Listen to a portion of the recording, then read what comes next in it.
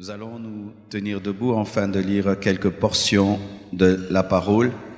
Aujourd'hui, mon sous-thème, dans ce thème, le jeûne que Dieu agrée, mon sous-thème, c'est les péchés de la langue. Les péchés de la langue. Tu peux dire ça à ton voisin, les péchés de la langue.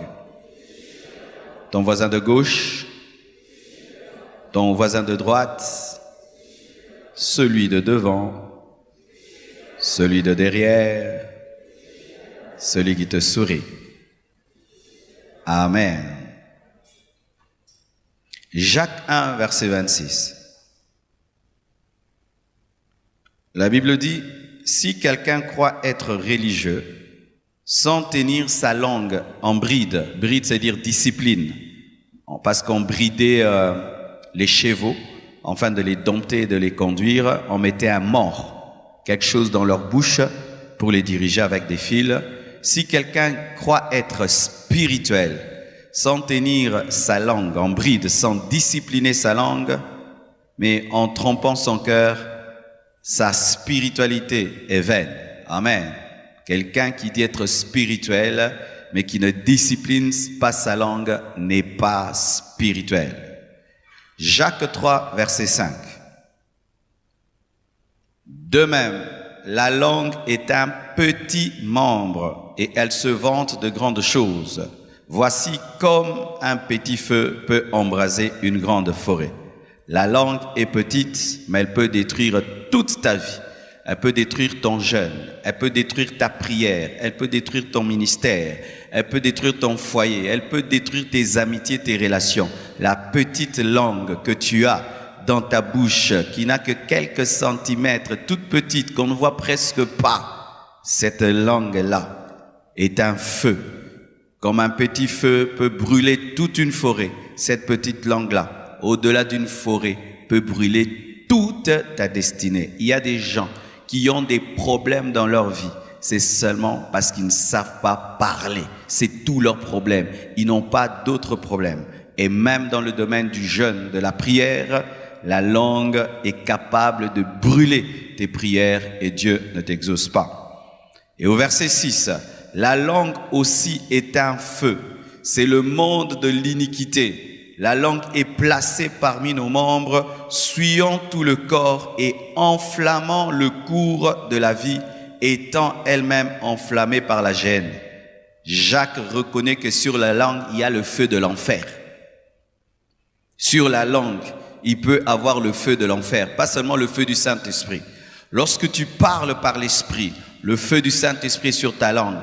Mais quand tu parles dans la chair, c'est le feu de l'enfer qui est sur ta langue. Chaque fois que tu ne parles pas, selon le Saint-Esprit, c'est le feu de l'enfer qui est sur ta langue. Et au verset 8, mais la langue, aucun homme ne peut la dompter. C'est un mal qu'on ne peut réprimer. Elle est pleine d'un venin mortel. L'homme peut dompter des navires, dompter de l'eau, dompter le feu, dompter des chevaux, dompter le tigre. Mais pour cette langue-là, l'homme est incapable de dompter la langue. Seul le Saint-Esprit est capable de dompter la langue. Si tu es chrétien, tu n'abandonnes pas ta langue au Saint-Esprit, tu n'arriveras jamais à la dompter et tu auras des problèmes malgré que tu as le Saint-Esprit. Beaucoup de chrétiens reçoivent Jésus-Christ dans leur vie comme Seigneur et Sauveur, mais ne permettent pas au Saint-Esprit de dompter leur langue. C'est pourquoi ils ne bénéficient pas de la provision complète du royaume. Alléluia.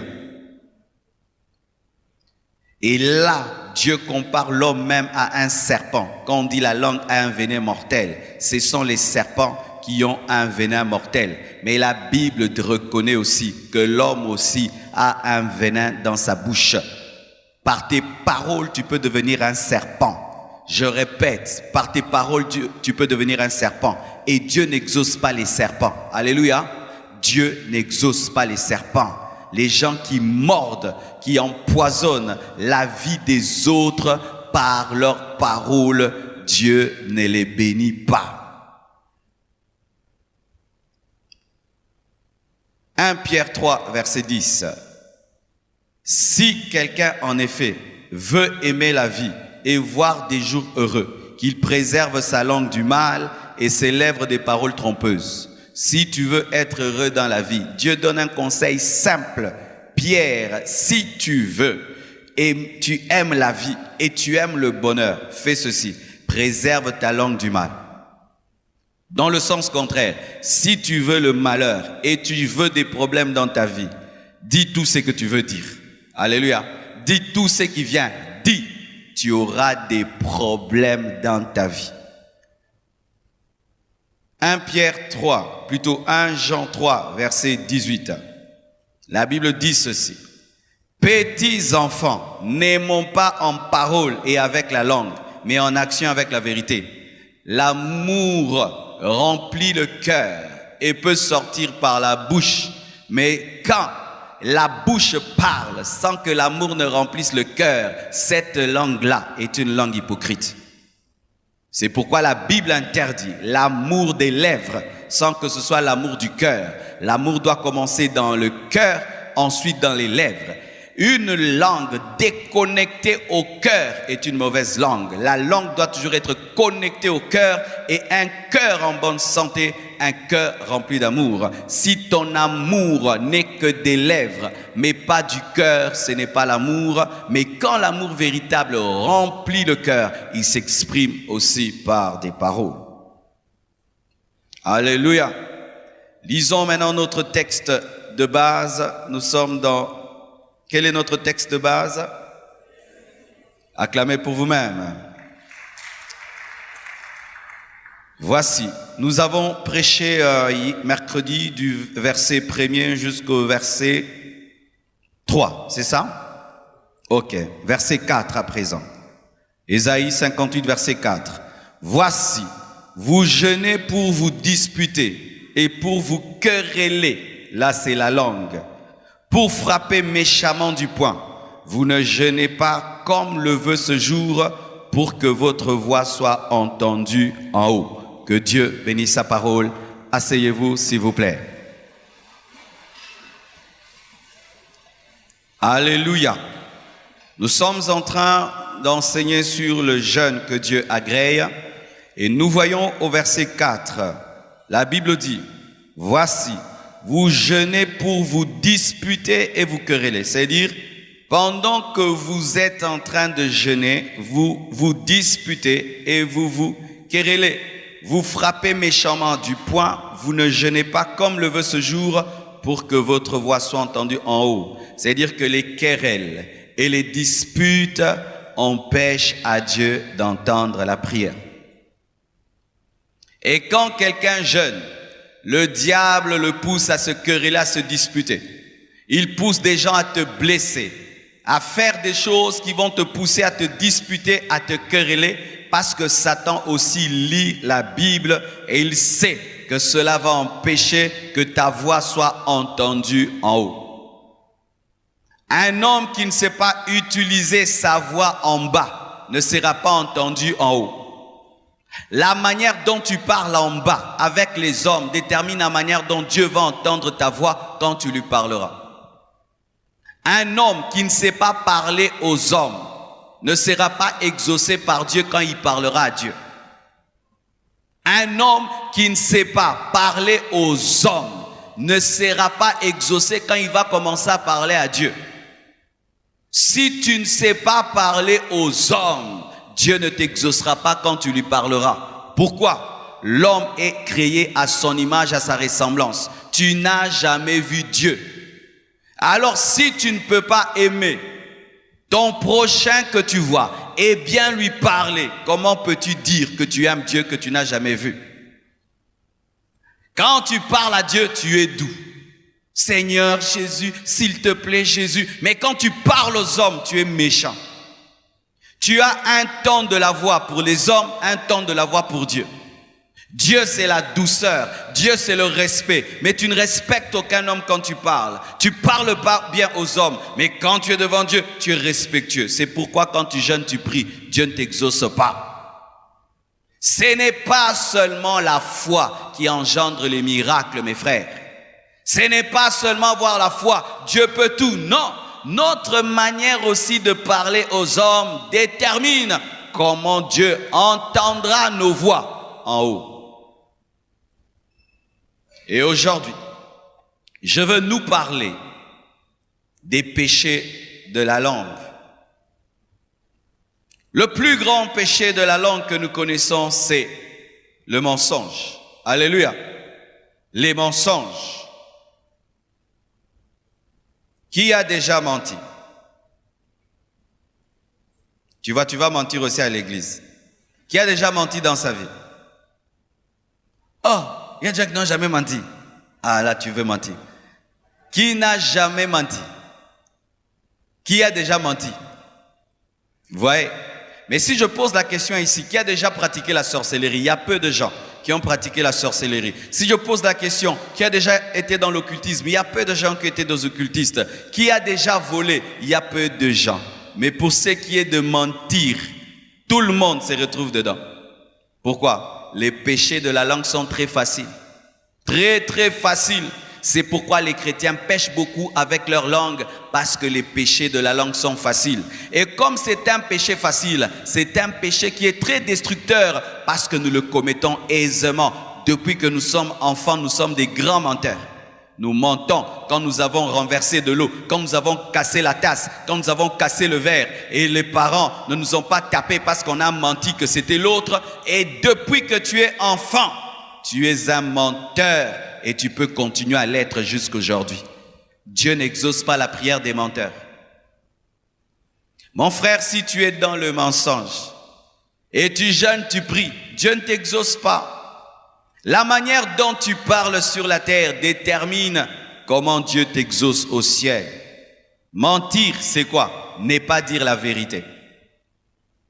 Pourquoi nous mentons souvent?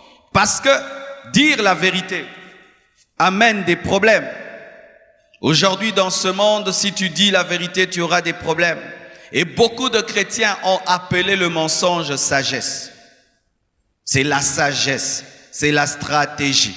Et ils utilisent quoi? Les paroles d'Abraham qui a dit que sa femme n'était pas sa femme. Ils utilisent aussi la ruse de David qui avait fait semblant d'être fou. Mon modèle n'est pas Abraham. Mon modèle n'est pas David. Mon modèle, c'est Jésus. Si Jésus a menti, je mentirai. Mais si Jésus n'a jamais menti, je dirai la vérité. Et Jésus a dit la vérité même quand on pouvait le tuer.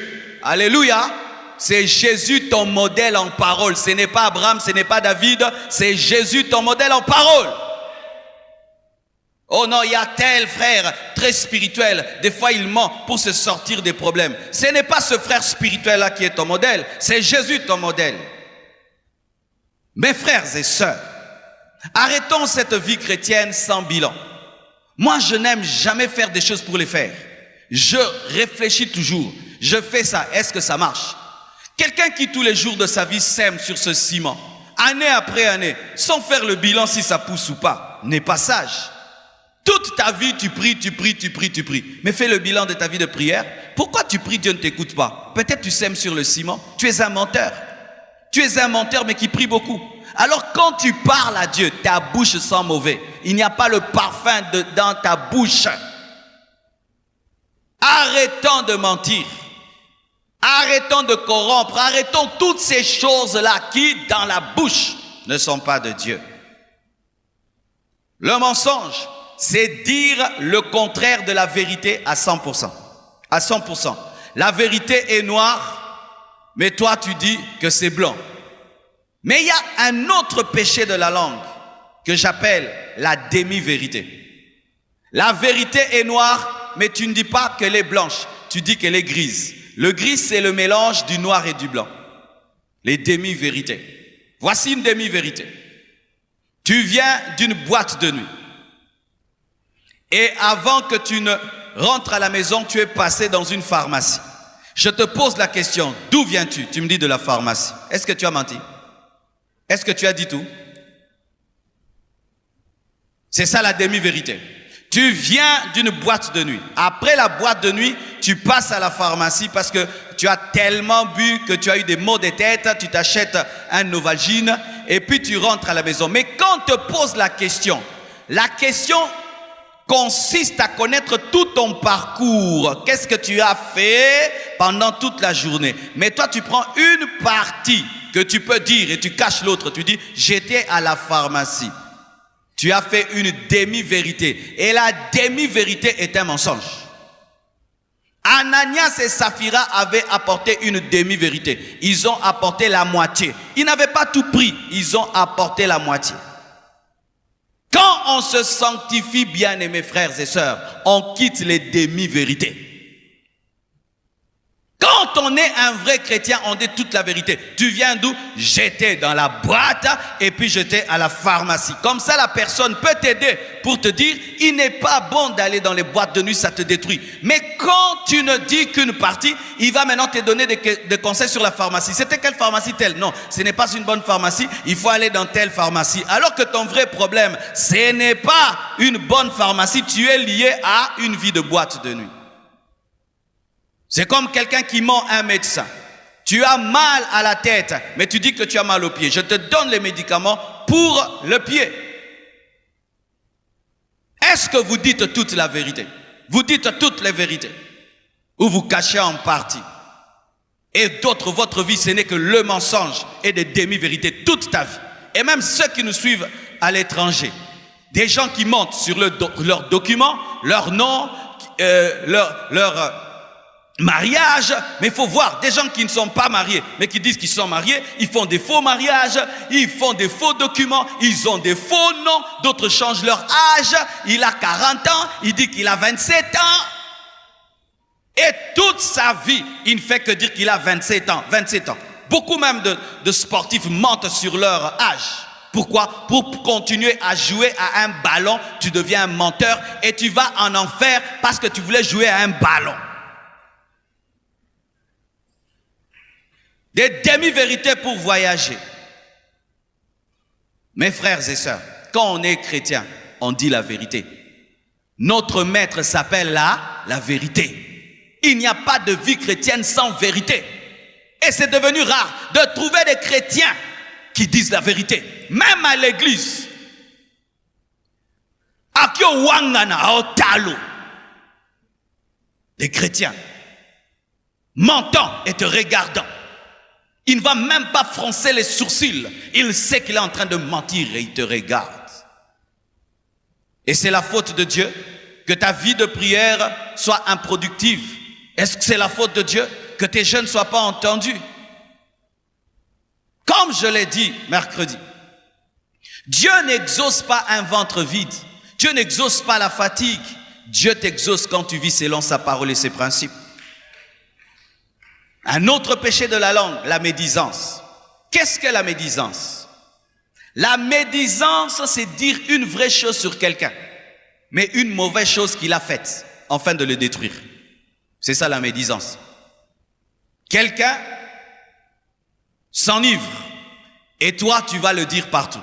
C'est la médisance. Ce n'est pas que tu as inventé. Le médisant n'invente pas. Il dit la vérité. Et souvent, le médisant continue à médire parce qu'il dit, j'ai pas menti. Est-ce que j'ai menti? Est-ce que j'ai menti? Mais tu t'étais enivré. Est-ce que j'ai menti? Ce n'est pas parce que tu n'as pas menti que tu dis bien. Tu pouvais cacher cela. Alléluia. Le médisant, c'est celui qui répand une mauvaise nouvelle, mais qui est vraie. Tu vois le mal, au lieu de cacher ton frère et de l'aider en secret, tu vas sur les places publiques et tu commences à répandre. Tu sais, c'est un péché. C'est un péché. Pourquoi? La Bible dit, ne fais pas à l'autre ce que tu n'aimerais pas qu'on te fasse. Est-ce que toi, si on te retrouve dans un péché, tu aimerais qu'on le dise dans le monde entier? Non. Pourquoi tu le fais à ton frère? Quand c'est l'autre qui pêche, voilà maintenant, je vais le dire. Mais quand c'est ton tour, il faut qu'on te cache. Tu as un mauvais cœur. Et ce qui fait que Dieu ne t'exauce pas quand tu pries. Parce que c'est un signe de manque d'amour et Dieu n'exauce pas la méchanceté. Dieu n'exauce pas un cœur méchant. Les païens peuvent le faire. Mais nous, les chrétiens, nous croyons qu'un homme peut changer. Un homme peut s'enivrer aujourd'hui et puis demain il se répand, il change. Mais toi, quand tu répands cela, tu as détruit sa réputation. Et sachez que dans ce monde, la réputation est chère et c'est difficile de réparer l'image d'un homme lorsque tu l'as déjà détruit. médisant. Tu fais le travail de Satan. Tu fais le travail de Satan. Vous qui aimez bien connaître des mauvaises choses sur les autres, afin de prendre des téléphones et de les répandre, faites attention. Et même cette habitude aujourd'hui que les chrétiens ont dans les églises de trouver des nouvelles sur Internet et de les partager. Ne partagez pas de telles choses. Partagez des prédications, des choses qui édifient. Ne partagez pas des scandales. Tu tombes sur un scandale, ne m'envoie pas. Ne m'envoie pas. Ne m'envoie pas ni sur WhatsApp ni sur quoi que ce soit. Je n'en ai pas besoin. Ça va m'édifier en quoi? Des gens qui ne partagent jamais des bonnes choses. Mais si seulement il entend qu'un frère de l'église a fait cela, là il va partager à tout le monde. Tu as un esprit du diable. C'est un manque d'amour. Et si on te faisait cela?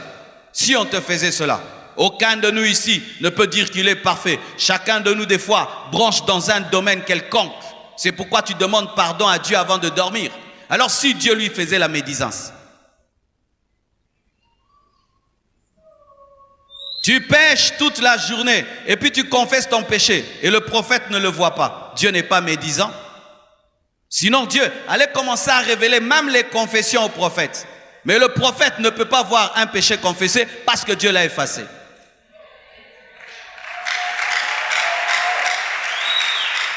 Alléluia. Arrêtez de médire. Souvent dans la médisance, il y a la jalousie. La jalousie. Vous allez remarquer qu'on aime médire sur les hommes élevés. On aime médire sur les hommes grands. Quand tu vois quelqu'un qui aime médire que sur les hommes grands, c'est la jalousie. Il faut aussi médire sur le pousse-pousseur. Il faut aussi médire sur les gens qui ne sont pas connus. Mais quand la médisance n'est que sur les hommes grands, en soi, c'est la jalousie. Tu aimerais qu'ils te ressemblent, qu'ils descendent, qu'ils sont comme toi. C'est souvent la jalousie. C'est pourquoi vous voyez dans le monde, quand on fait des journaux, on parle plus des scandales des grands. Jamais des petits. Pourquoi? Ça ne va pas pousser les gens à acheter le journal. Médisance. Et quand vous faites maintenant des groupes de médisance, c'est la malédiction. Les chrétiens doivent faire des groupes de prière où vous vous rencontrez à trois, vous priez, vous jeûnez. Pas vous vous retrouvez, vous parlez du mal des gens, vous parlez des choses, tel a fait, tel a fait, tel a fait. Ça vous rapporte quoi? La médisance te vide spirituellement. Ça diminue la plénitude du Saint-Esprit. Je te dis, teste cela. Tu es rempli du Saint-Esprit après des moments de prière et puis tu médites. Tu vas sentir que la dose a diminué. Vrai ou faux? Vous savez pourquoi la dose diminue? Lorsque tu es rempli du Saint-Esprit et tu dis la parole et tu dis la vérité, la plénitude augmente. Comme là, pendant que je prêche, je suis en train de parler, mais la plénitude ne diminue pas parce que je suis en train de dire la parole et la vérité. Mais si pendant que je prêche seulement, je commence à dire n'importe quoi, directement l'onction va diminuer. C'est toujours ça, c'est ça le principe.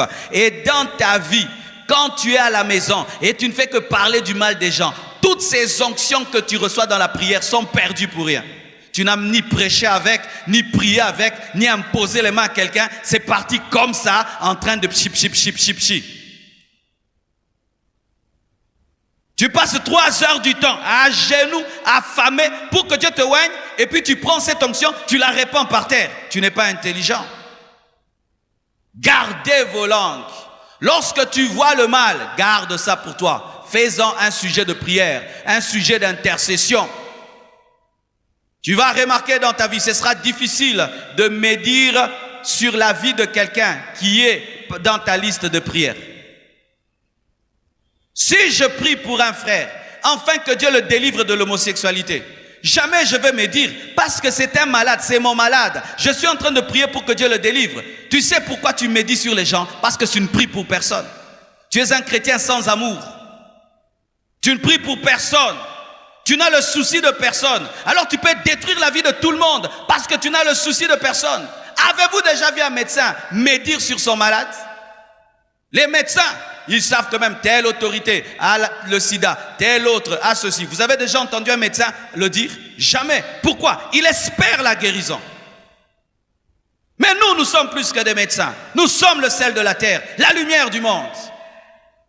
Et tout ce temps que nous passons à dire le mal des autres empêche à Dieu de nous exaucer, mes frères.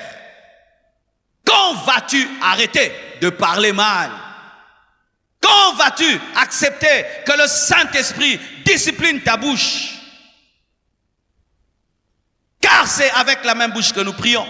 C'est avec la même bouche que nous bénissons. C'est aussi avec la même bouche que nous médisons. Et la Bible dit, comment d'une seule source peut sortir de l'eau amère et de l'eau potable? Comment, frère? Ta même bouche qui parle en langue, c'est elle qui médit. Tu es en train de salir ta bouche. Alors que ta bouche est un instrument de puissance, un instrument de guérison. Ta bouche devait atteindre le niveau quand tu parles. Aucune de tes paroles ne tombe à terre comme Samuel. Quand tu déclares, ça arrive toujours. Quand tu dis à quelqu'un quelque chose, ça lui arrive toujours. Quand tu donnes à quelqu'un un conseil sans le feu, mais tu parles, il n'y a rien. Tu dis des choses, il n'y a rien. Pourquoi? Une mauvaise utilisation de la bouche. Regardez quelqu'un qui pile tout le temps le piment dans un mortier. Qu'est-ce qui se passe? Le jour où même vous prenez les bananes et vous mettez dans ce mortier et vous pilez, qu'est-ce qu'il y aura? Les bananes auront le goût et l'odeur du piment. Et quand tu ne fais que médire, même quand tu prêcheras, tu prieras, ça aura toujours le goût et l'odeur du piment, des médisances. Et ça fera manquer à ta bouche, qui est l'un des instruments puissants de ta vie, la puissance. Parce que les chrétiens, c'est la bouche. Avec la bouche, nous prions. Avec la bouche, nous prêchons. Avec la bouche, nous nous adressons aux hommes. Avec la bouche, nous nous adressons à Dieu. C'est un instrument dont il faut prendre soin. Où tu regardes, du matin au soir, tu n'as parlé du mal de personne. Tu dors tranquillement et tu vas sentir, tu es rempli de l'esprit. Quand tu vas te tenir devant Dieu la nuit, tu sens la plénitude de l'esprit. Sinon, ce sera quoi? Tu te tiendras toujours devant Dieu comme un ballon dégonflé. Dégonflé par quoi? Une mauvaise utilisation de la bouche pendant toute la journée. Et si tu as quelqu'un dans ta vie qui a cet esprit de médisance, parce que certains médisants, ce sont des fournisseurs, d'autres des consommateurs. Il y a des gens, si personne ne lui amène la médisance, il ne médit jamais. Il faut que le fournisseur vienne lui fournir. Alors tu dois te désabonner. Alléluia. Oui. Tu as un ami là. Lui, il connaît tout ce qui se passe à Kinshasa. Tout ce qui se passe à l'église. Il connaît tout sur tout. C'est lui qui te fournit.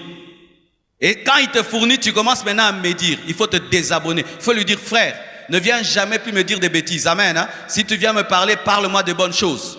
Et toi qui connais tout sur l'église, tu es un maudit. Toi qui connais tout, afin de répandre des choses sur les autres, tu es un maudit. Il faut même quitter l'église, laisser les gens tranquilles.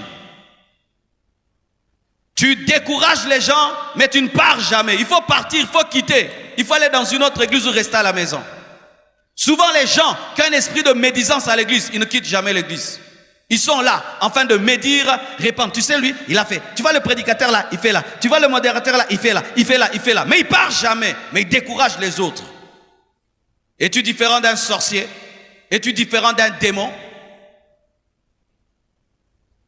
Quand il y a une bonne nouvelle, jamais tu n'es pressé à la répandre. Mais la mauvaise, tu seras pressé de la répandre. Tu vas charger même les mégabytes, rien que pour appeler. Quand tu es au courant d'un scandale, tu as la démangeaison. Tu as la démangeaison. Tu baves même comme quelqu'un qui est devant une bonne nourriture. Tu dois le dire. Et quand tu le dis, tu sens la joie de le dire. Tu as un mauvais cœur. Tu es un homme mauvais. Tu es une femme mauvaise. C'est pourquoi quand tu pries, il n'y a rien du tout. Même un rhume quand tu pries. Est-ce que les gens guérissent même du rhume quand tu pries? Le rhume, les maux de tête. Toi, tu as déjà prié même quelqu'un, les maux de tête étaient guéris.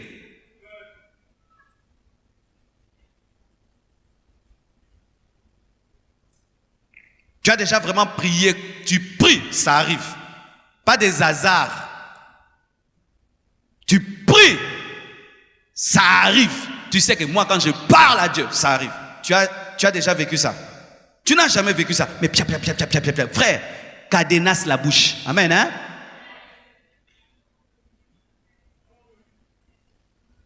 Cette année, je suis décidé de vous parler. Amen, hein? Quatrième, le colportage. Le colportage, c'est comme la médisance. C'est quelqu'un qui va d'un endroit à un autre pour dire le mal. Il part de maison en maison, de personne en personne, pour rapporter, colporter, prendre et amener, prendre et amener, prendre et amener. C'est presque comme la médisance, le colportage. Un autre péché, les insultes. Insultes. Bien-aimés frères et sœurs, un chrétien n'insulte jamais. Jamais. La Bible dit que si tu dis à ton frère insensé, tu es digne de la gêne. Jésus a dit, si tu dis à ton frère qu'il est insensé, zoba, tu es digne d'aller en enfer, la Bible dit. Talamoutou. La Bible dit, tu dis ça, tu es digne d'aller en enfer. Mais souvent, nous le prenons à la légère. Insulte mon enfant devant moi. N'est-ce pas que tu auras des problèmes?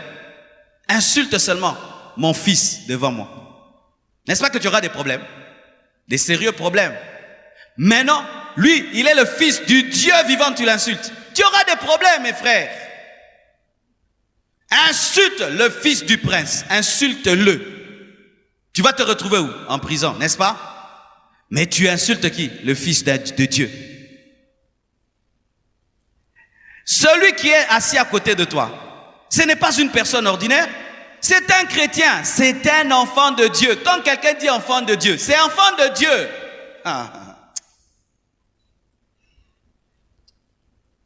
Le prophète Élisée, on s'est seulement moqué de sa calvitie. Des ours ont tué des gens.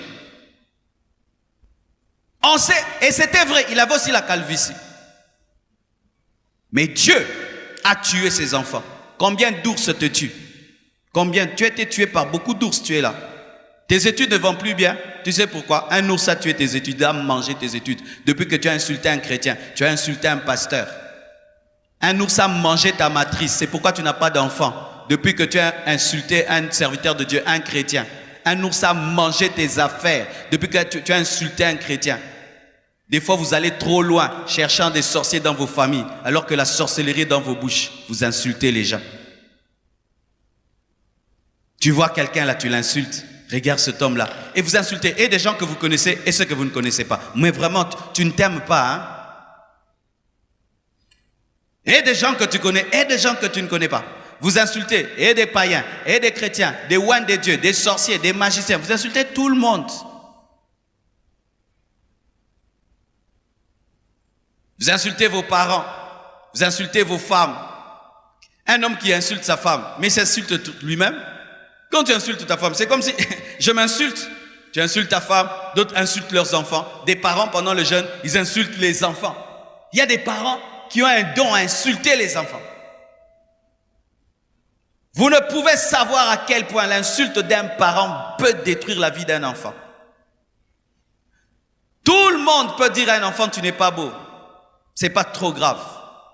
Mais la mère, ta propre mère, te regarde droit dans les yeux et te dit, tu es vilaine. Même si un garçon te dit que tu es beau, tu ne vas pas croire. Parce que ma propre maman m'a dit que je suis vilaine. Et souvent, ceux qui ont été insultés dans leur enfance deviennent des champions des insultes.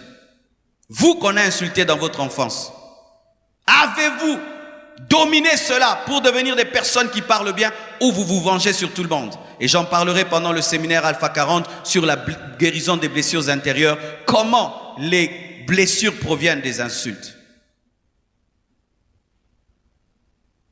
Quand tu insultes quelqu'un, tu le blesses. Et alors tu te tiens devant Dieu en train de prier, mais lui pleure, Dieu ne t'entend pas. Va lui présenter des excuses, va demander pardon.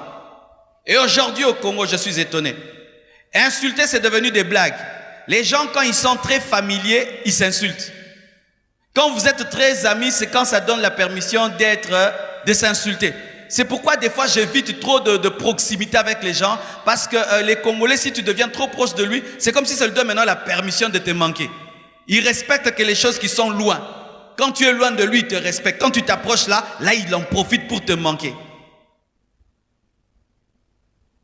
C'est facile entre les Congolais de s'appeler Yozanchore, Yozanchore, Yozazoba. Aussi qui a non, quand je suis ton ami, c'est quand tu me respectes. Ces amitiés-là qui tournent autour des blagues d'insultes ne sont pas de Dieu. Est-ce que Jonathan insultait David? Est-ce que David insultait Jonathan? David appelait Jonathan héros. Héros. Je deviens ton ami, c'est quand tu commences à me manquer du respect. Quand je n'étais pas ton ami, tu me respectais. Je ne veux plus être ton ami pour que tu me respectes. Je veux redevenir normal, comme ça tu respecteras. C'est comme ça que vous perdez beaucoup de relations. Quelqu'un est loin de toi, tu le respectes, il s'approche, tu lui manques du respect, il s'éloigne, tu perds des bénédictions, tu perds des contacts. Continuez à respecter les gens, même quand ils s'approchent de vous. Continuez à honorer les gens, même quand ils s'approchent de vous. Ça, c'est la sagesse, ça, c'est l'intelligence. Alléluia. N'insulte jamais personne, personne. Même les gens qui ont des défauts corporels. Amen. Hein? N'insulte pas. Dieu sait pourquoi il a créé comme ça. N'insulte jamais quelqu'un qui a un défaut corporel. N'insulte jamais quelqu'un qui a un défaut physique. N'insulte jamais. Parce qu'en l'insultant, tu as insulté celui qui l'a créé. Toi, tu as déjà créé un homme. Un seul homme. Tu as déjà créé un homme. Yosoko Keli Mutozande. À ta vélo salaté. Mais tu oses insulter un homme. Connaissez-vous l'homme parmi les hommes les plus intelligents du monde?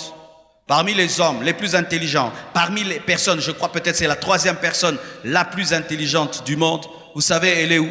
Elle est dans une chaise roulante. Qui le connaissent? L'un des hommes les plus intelligents de ce monde, qui a le plus grand cerveau du monde, ne parle pas. Il est paralysé, il parle par un ordinateur. Mais au pouce en terre, côté Moutou.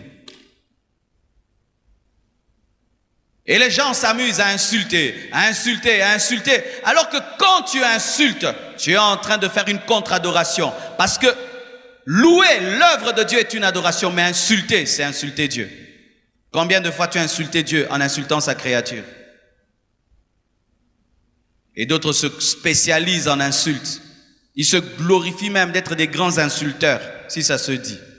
Nasona fingi mutu, ha, oromi boma. Au moins on est fier, hein? Au moins on est bien. Eh, tika na yo, nasoki na betyo moko. Ha, tuna bango. Keba. Yo commence à sentir noir à kofing. Tu es un maudit, mon frère.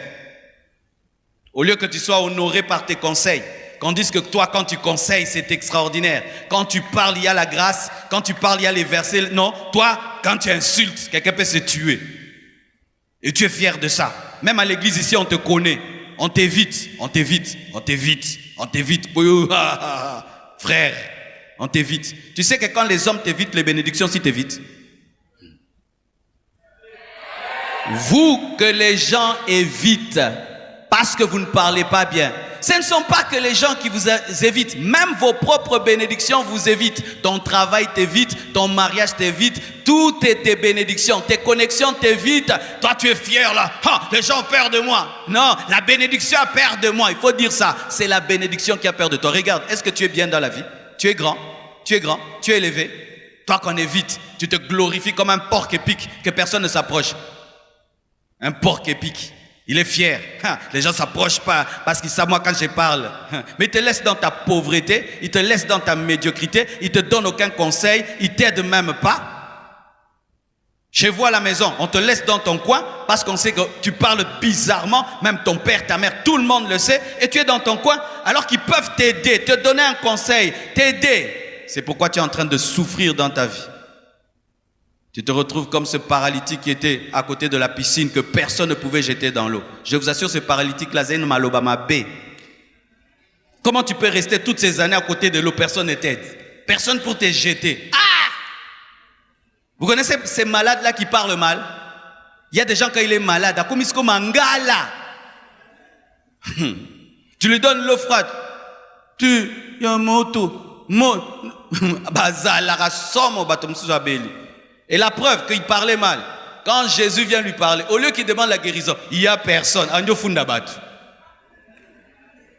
Il n'était pas relationnel. Frères, sœurs, soyez relationnels. Amen. Hein? Même un enfant te sauvera la vie. Même un enfant viendra te sauver, te dire, hé, fais attention. Je connais un grand homme, il fallait qu'on puisse le tuer. Qui l'ont sauvé des Chegues? Viens, te l'es là au fort. Kende Boué, Tobombao. Il a été sauvé. Mais yo, Zoba, Mouyipi, Chegue. Fais attention, n'insulte pas les Chegue. N'insulte pas. Amen. Hein? Si tu n'as pas quoi leur donner, ne donne pas. Mais n'ajoute pas, tu n'as pas et puis tu insultes. Ils peuvent te sauver la vie.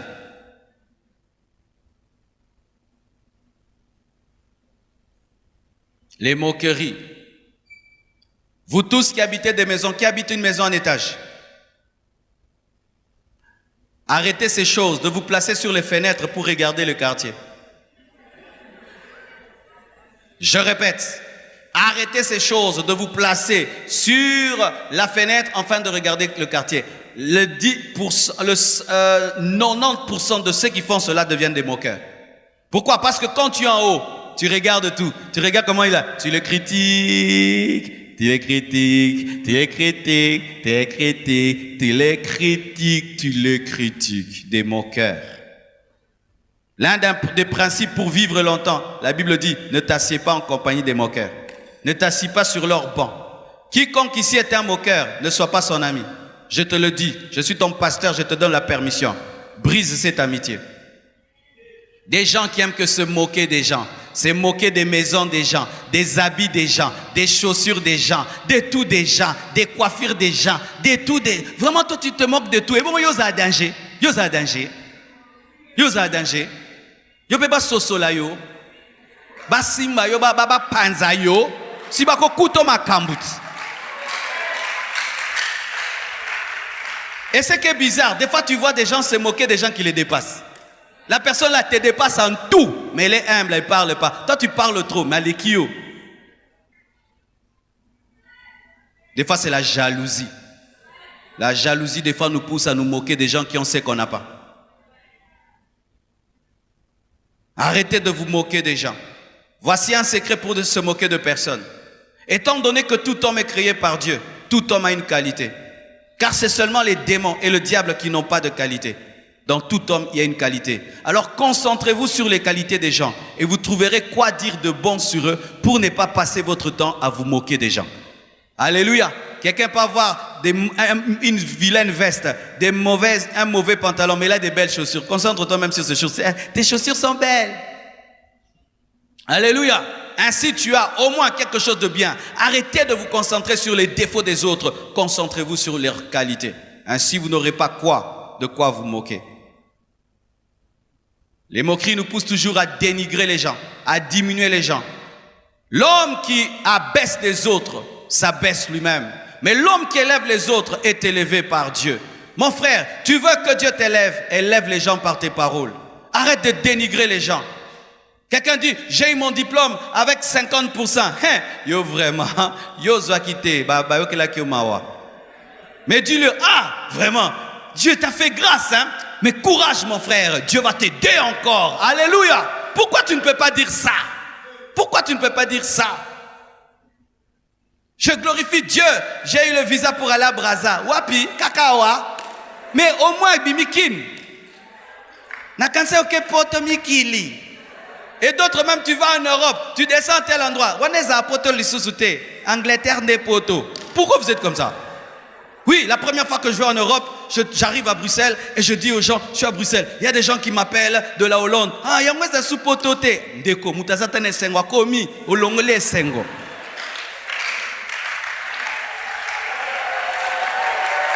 Dénigrement. Il fait quelque chose, tu cherches toujours pour diminuer. Ta vie ne montera pas. Ce que tu sèmes, c'est ce que tu récolteras. Ce que tu sèmes, c'est ce que tu récolteras. Sémez des bonnes paroles et Dieu vous élèvera. Sémez l'amour et vous deviendrez grands. Et vous deviendrez grands, mes frères. Tu vas remarquer les grands hommes, ils trouvent tout beau. Tout beau. Ils apprécient même des choses que tu dis, il n'y a rien. C'est un principe de la grandeur. Apprendre à élever les autres au lieu de les dénigrer, de les diminuer. Ce n'est pas normal, tu es un chrétien. Quelqu'un après t'avoir rencontré, au lieu qu'il se trouve plus grand qu'avant, il se trouve petit. Non! Ça, ce n'est pas l'évangile. Jésus-Christ a rencontré Pierre. Pierre était un homme qui n'était pas sûr de lui, mais il en a fait une colonne dans l'église. Les dénigrements, les plaisanteries de mauvais goût. Mon frère, si tu ne sais pas entre guillemets blaguer, ne blague pas. Amen. Hein? Il y a des gens qui ne savent pas blaguer. Ils font des blagues qui blessent les gens. Vous les connaissez? Il n'a pas le don de blaguer, mais il aime blaguer. Déjà, blaguer, c'est dangereux. Alors, si tu veux, des fois, vouloir faire rire les gens, aie le don. Si tu n'as pas le don, des plaisanteries de mauvais goût. Tu avais l'intention de faire rire l'autre et il s'énerve. Si tu sens ça dans ta vie, tu avais l'intention de faire rire, mais ça se transforme toujours en colère. Laisse, tu n'as pas le don. Laisse, hein? Laisse. Des plaisanteries de mauvais goût. Je vois des fois entre les femmes, il y a certaines femmes qui n'ont pas la grâce d'avoir des longs cheveux. Alors tu vois entre elles blagues. Yo suki manyuka. Suki manyuka. Ayo seka. Nos oxymoninga. Quelqu'un porte une chaussure. C'est votre papa qui t'a donné ça. Alobi mingi. Quelqu'un porte un habit, tu lui poses la question. C'est un uniforme église Nabino? Moi, je connais ça. Parce que quand j'étais païen, j'étais champion. J'avais un don. Dieu a transformé ce don. Je suis devenu un prédicateur.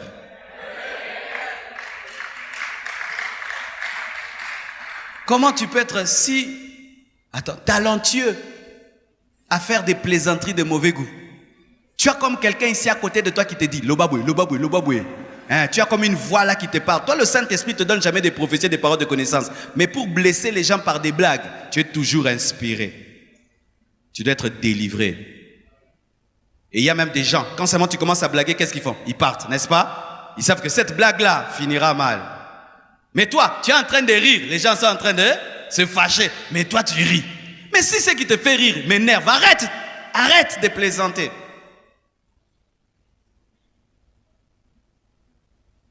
La calomnie. Qu'est-ce que la calomnie? La calomnie, c'est le fait d'inventer une chose, de dire une chose fausse sur quelqu'un. C'est ça, calomnier quelqu'un. Et le diable, c'est le plus grand calomniateur. Et quand tu calomnies les gens, tu deviens disciple de Satan. Quand tu inventes sur quelqu'un quelque chose qu'il n'a pas fait, tu es un diable. Diable veut dire calomniateur. Les gens calomnient pour deux choses. Soit seulement ils veulent détruire quelqu'un. Tu n'as pas fait, il dit tu as fait. Comme ça, il détruit ta réputation. Mais il y a d'autres qui calomnient, comment? Il entend une information qu'il n'a pas vérifiée et il la confirme. Les choses que vous confirmez sur les gens, vous les avez vérifiées? Est-ce que vous les avez vérifiées? Aujourd'hui, j'étais sur Internet, il y a un site là, c'est un site vraiment très intelligent. Ils ont démontré sur 10 grandes personnalités connues dans le monde, certaines choses qu'on dit sur elles qui sont fausses. Il fut un temps dans ce pays, on avait calomnié la sœur Laure Mbongo. Que non, la sœur Laure Mbongo avait rencontré telle star de la musique mondaine et il avait snobé et tout le reste et il s'était chamaillé au plateau, sur le plateau de la télévision. Bien aimé. Le jour que je vois la vidéo, lorsque ces deux personnes se sont rencontrées, ça s'est passé dans le respect. L'un a encouragé l'autre. Non, le travail que tu as choisi de chanter, c'est un travail vraiment délicat, tout. C'était fini comme ça. Mais il y a des gens qui disent que tel et tel s'était chamaillé au plateau, l'autre est devenue orgueilleuse et vous tous, vous racontez ça. Des histoires à Kinshasa se sont sorties sur une maman pasteur qui n'a pas d'enfant parce qu'une fois, elle était sur son balcon, elle a vu un enfant en train de se noyer dans le caniveau et elle a laissé mourir, c'est pourquoi elle n'a pas d'enfant. Mais elle a maintenant un enfant. Vous avez changé l'histoire? Vous voyez la méchanceté du cœur. Maintenant elle a un enfant. Elle a un enfant. Et tu allais répandre ça partout. Qu'est-ce que vous répandez sur les gens? Qu'est-ce que toi tu confirmes sur les gens? Tu as vérifié? Non, tel m'a dit. Et si tu poses la question, tel m'a dit, tel m'a dit, tel m'a dit, tel m'a dit, tel m'a dit, et puis,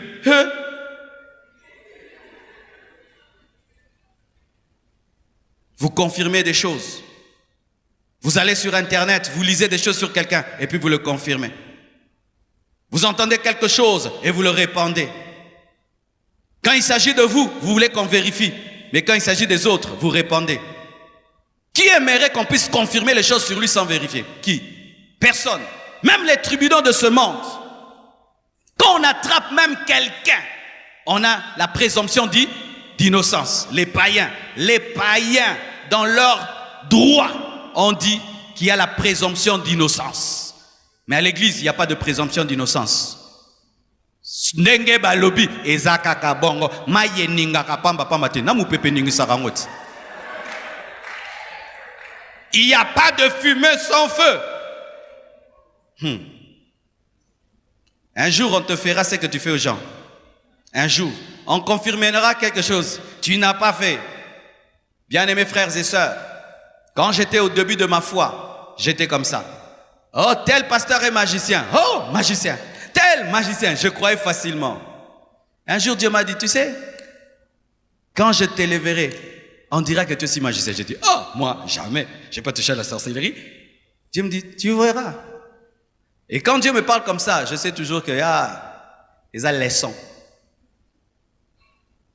Aujourd'hui, il y a des endroits où Marcelo, ce n'est pas un vrai pasteur, magicien.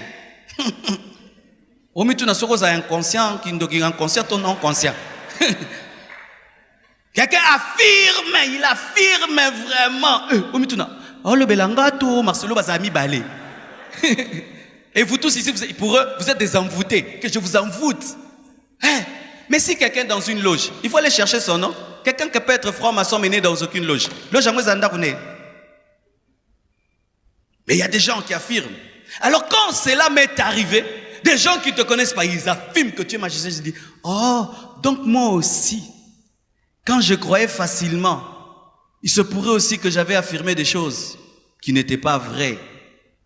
Faites attention, mes frères et sœurs. Tu affirmes des choses sur quelqu'un qui sont fausses. La personne va pleurer devant Dieu. Elle dit, Seigneur, combat tous mes ennemis. Frappe-le. Tu es parmi eux. Oui. Quelqu'un jeune, il dit, Seigneur, mes ennemis, justifie-moi, justifie ma réputation. Père! Dieu dit, ok, je vais le faire. Et toi, tu es parmi ces gens qui sont en train de détruire sa réputation. Quand vous avez une information sur quelqu'un, ayez l'amour. Posez-vous toujours la question, est-ce que c'est vrai? Tel est homosexuel, tel est homosexuel. Est-ce que c'est vrai? Est-ce que tu es sûr? Je suis allé une fois à Lubumbashi. Dans ce voyage, la première fois quand j'arrive, j'étais seul. Tout le monde à l'hôtel voyait le pasteur Marcelo tout seul.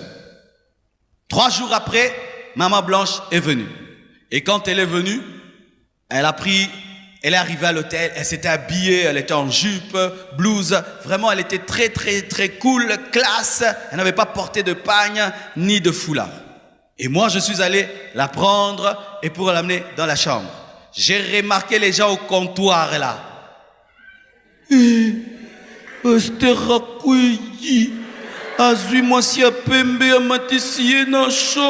J'ai lu dans leur cœur. Dieu m'a dit, les gens là sont en train de pécher. Ils vont répandre la nouvelle dans tout le Lubumbashi. Tu dois descendre pour arranger. Pourquoi? Parce que ta femme n'est pas connue. Les gens ne la connaissent pas. Je fais monter Maman Blanche à l'hôtel, dans la chambre. Je descends et puis j'arrive.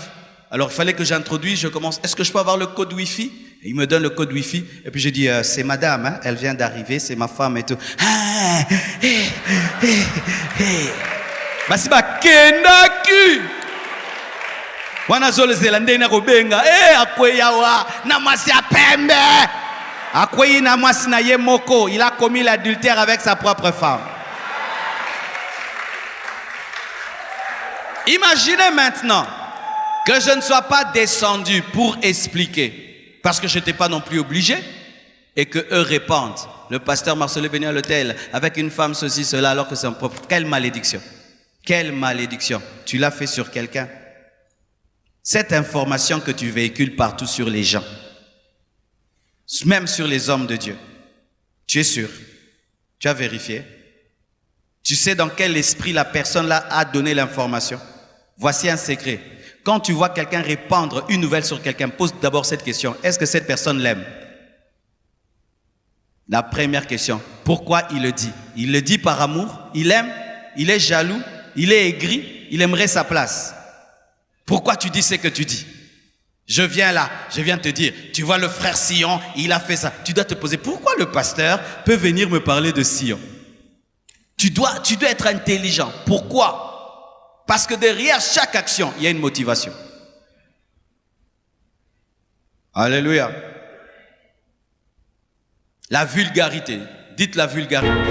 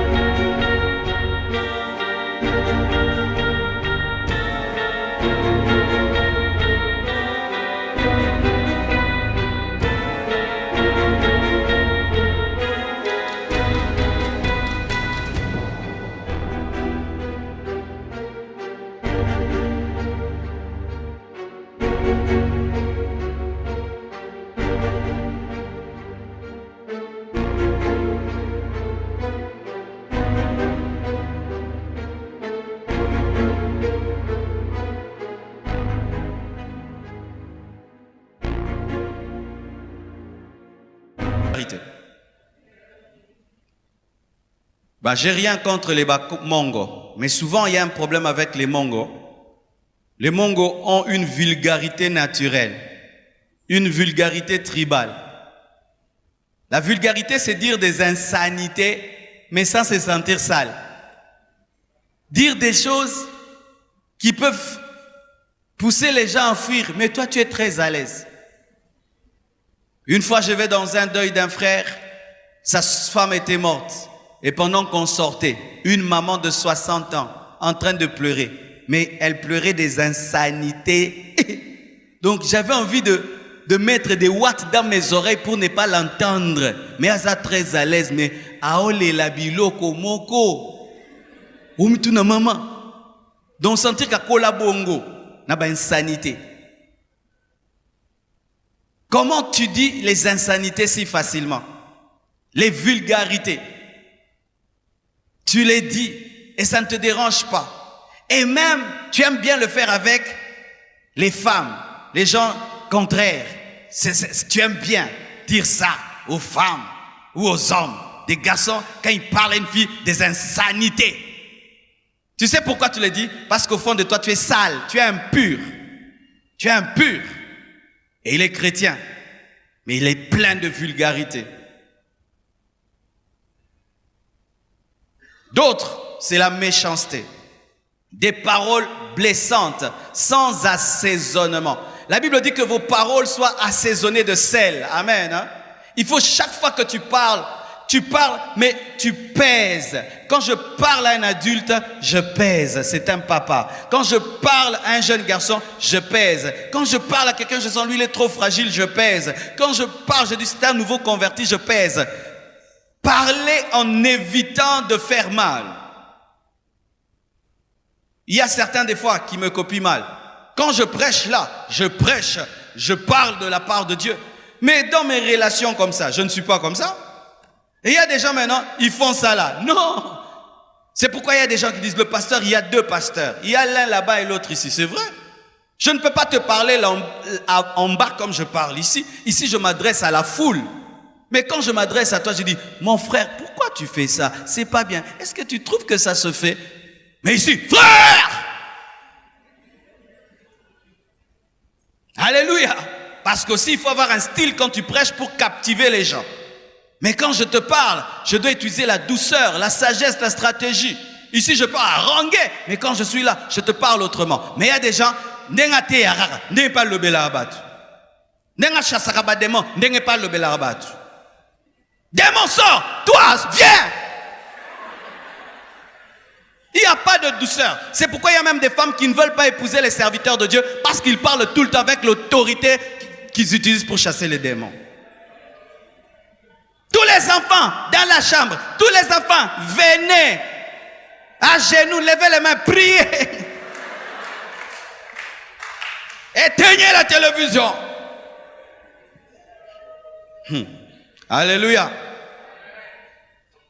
Pourquoi tu as des mauvaises réponses? Les gens se blessent tout le temps ici à l'église. Les gens ne savent pas répondre aux autres. Quelqu'un, s'il te parle avec douceur, réponds-lui avec douceur. S'il te parle méchamment, ne lui réponds pas méchamment. Nenga peselinga, ngapena, peselier. Païen. Tu es un païen. C'est le païen qui rend le mal pour le mal. Mais le chrétien, quand on lui parle avec méchanceté, il parle avec douceur. Nous sommes incapables d'avoir une véritable communion fraternelle parce que nous sommes incapables de nous répondre avec amour, même dans l'église. Mais les chrétiens, tu les mets entre 10 personnes, commencent à causer. Ça dégénère toujours, ça se transforme en discussion. Même les chrétiens, nos causeries finissent comme les théâtres de chez nous. Tu ne vois pas une manière de se parler dans les réunions, une manière de s'adresser la parole. Quand vous faites même les réunions de département, on doit sentir que vous êtes des enfants de Dieu. Vous ne pouvez pas commencer à vous chamailler quand vous faites des réunions de département de l'église, vous vous chamaillez. Les choses de Dieu, vous êtes en train de vous chamailler comme si c'était un club, comme si c'était le Sénat ou le Parlement. Même les choses de Dieu, des réunions d'église, des réunions de département, on ne peut pas attendre que l'autre finisse la phrase et placer sa phrase. On se coupe, on se blesse. Le protocolaire vient, il te dit, mon frère, est-ce que tu peux quitter cette place, aller là-bas? Boniko, yelainga. Alors que le protocolaire sait que là, on est en train de construire, il y a un trou là, tu vas tomber. Yelainga, les gars, batum sous. Moussambe Lara.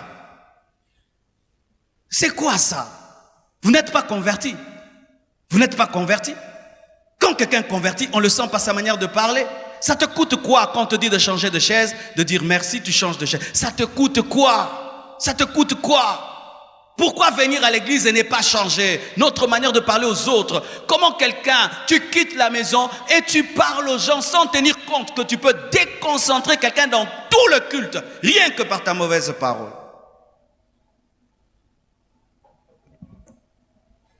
Dieu m'a fait grâce d'avoir été un frère qui a presque tout fait à l'église. Et j'ai pu voir à quel point des fois dans l'église, nous sommes méchants. Avec les frères, entre guillemets, qui font les basses besognes. Ce ne sont pas les basses besognes, ce sont les personnes les plus élevées de l'église. Les gens qui torchonnent quand il y a la pluie là, sont plus grands que nous tous. Les gens qui sont debout pendant qu'on prêche sont plus grands que nous tous. Les gens là qui sont dans la boue pendant que vous êtes bien assis, eux ils arrangent. Au ciel, ils seront plus récompensés que nous. Mais qu'est-ce qui arrive souvent? Nous leur parlons d'une certaine manière. Méchamment. Et tu es chrétien. D'autres même décident en avance d'être méchants. Naokende église meka na kopesela ye moko asia prépara ki na poche asia charge ki mundoki akozwa lelo na réunion akozwa. Alléluia. Et d'autres pêchent en exagérant les faits. Tu ne dis jamais une chose simplement. Par exemple, ici, on a arrangé, n'est-ce pas? Mais si tu sors ici, quand tu vas parler, même moi je vais me dire non, l'église compassion, c'est devenu, non. Les gens vont même croire qu'ici il y a de l'or. Toi tu dis tout, grave. Tu dois être journaliste mon frère. C'était comment cette fête-là? Tokenda ba feti, tokenda. Tolia tomela, mais oh yo, non, dis jamais vu.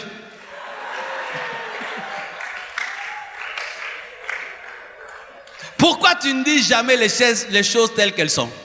Pourquoi tu exagères toujours? Tu dois mettre un peu de sel, tu dois ajouter aggraver. C'est ce qui fait même que quand tu deviens serviteur, tu vas commencer à mentir sur les témoignages.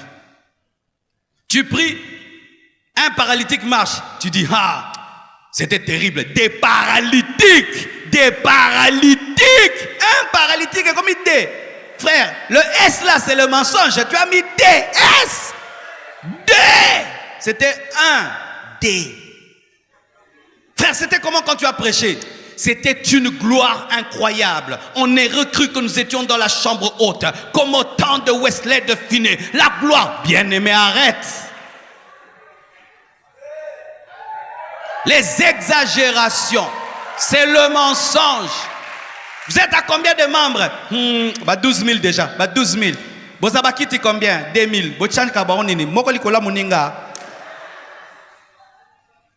Nous avons fait une veillée de 100 000 personnes. Wap.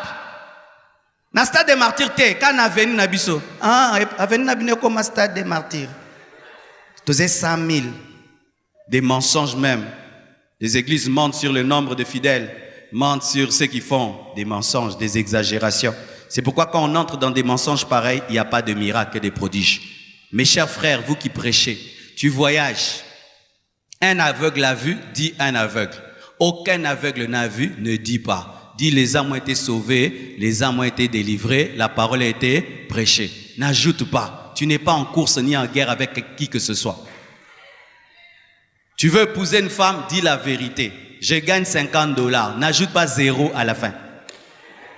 Oh, c'est la foi. 0 par la foi.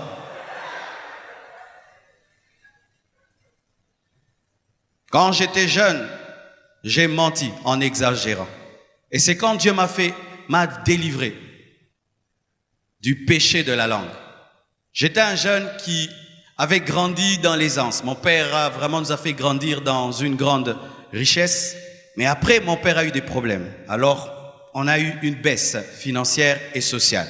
Mais tu sais, quand tu as connu la richesse et l'aisance, la plupart des enfants qui ont connu la richesse et l'aisance s'attachent à ce que les parents étaient et refusent d'admettre la réalité. Comme ceux qui bobete libo dima kakakoko sate amen hein, papa banaka ko sala. Tozalaka na mbongo. Et moi je refusais cela.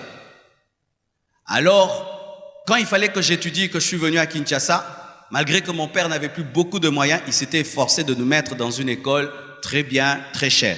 Et quand on te met dans une école très chère, tu rencontres maintenant les enfants des riches. Amen. C'est-à-dire que tu étudies dans l'école des riches, mais vous n'êtes plus riches. Et tu sais, dans les écoles des riches, il y a beaucoup de complexes sociaux. Vous savez ça? C'est-à-dire qu'après les vacances, tout le monde rentre. Ah, moi, j'étais en Belgique. Ah, moi, j'étais à Mons. Moi, j'étais à Bruxelles, moi, Amsterdam. J'ai ramené ces baskets. Ah, moi, j'ai ramené ça. Mon sac, je l'ai acheté. Ce que vous avez na lemba. Et bandeliti souka lemba. Bando beta balé na quoi? Vous avez parlé. Ah, je peux peut-être boiter, équipé pour la tenga, na oloba. Et tu n'as et toi, tu étais où? Ben, moi, j'étais en Belgique aussi. Ah, c'est vrai. Oui. J'étais aussi en Belgique. Alors, ils te croient parce qu'ils ne peuvent pas imaginer que tu peux mentir. Et tu sais quoi? Ils répandent. Tout c'était en Belgique. Ça se répand partout que tu étais en Belgique. Des fois même, on se cachait dans la maison. 2 semaines, tu ne sors pas. Pourquoi tu vas sortir, tu dis que tu viens de quelque part.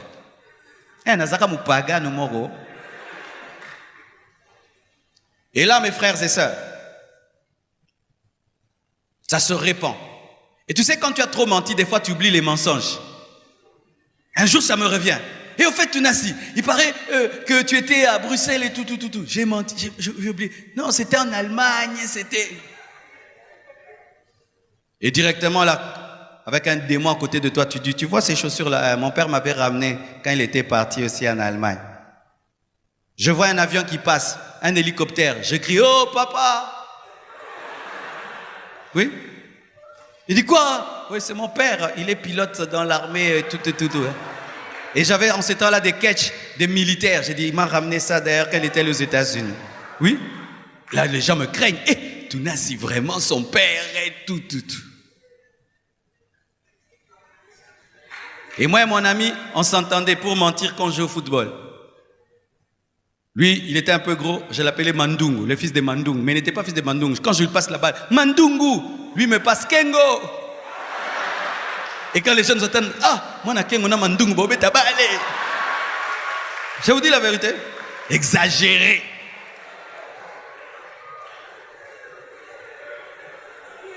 Oh, c'est pour ça là, moi. Et vous savez quoi? Le jour que je me convertis, je reçois Jésus comme Seigneur et Sauveur. Il me dit, va dire la vérité à l'école. J'ai dit, Seigneur, tu vas dire la vérité. Tu as besoin de cette vérité, de ce mensonge? Non, va dire la vérité. Parce que si tu es dans un mensonge de grandeur, tu ne seras jamais grand. Tu dois accepter ta faible condition, que les gens te reconnaissent tel que tu es pour que Dieu te prenne et t'élève. Je suis allé voir mes amis à l'école. Je leur ai dit, je dois vous dire une chose, j'ai donné ma vie à Jésus. Mais vous savez, je vous avais menti que c'est Ketch, c'est mon père qui m'avait ramené des États-Unis, c'est faux. J'avais acheté ce ici à Kinshasa, mon père n'est pas pilote. Tounassi. Là, le diable me dit, Marcelo, arrête. Dieu me dit, continue. Et j'ai menti, j'étais allé à Bruxelles, et tout, je suis jamais allé en Europe, jamais. Je n'ai vu l'Europe, l'Allemagne, jamais. Je ne suis pas fils de Kengo. Vraiment, pardonnez-moi, je vous ai menti. Les gens sont restés bas. Ils allaient me critiquer. Il avait menti, il avait menti, il avait menti, il avait menti. 1 mois, ils en parlent. 2 mois, 3 mois. Ils me voient grandir dans la parole, dans la sagesse, dans la puissance, dans l'onction. 1 année, 2 ans, 3 ans, 4 ans. Maintenant, je pars là où j'avais menti. Je pars quand je vais là où j'avais menti. Maintenant même, si je vais partir demain là, je vais partir. Je pars. Pourquoi? J'ai dit la vérité. Yo qui n'était pas nini. Ozakana lokuta.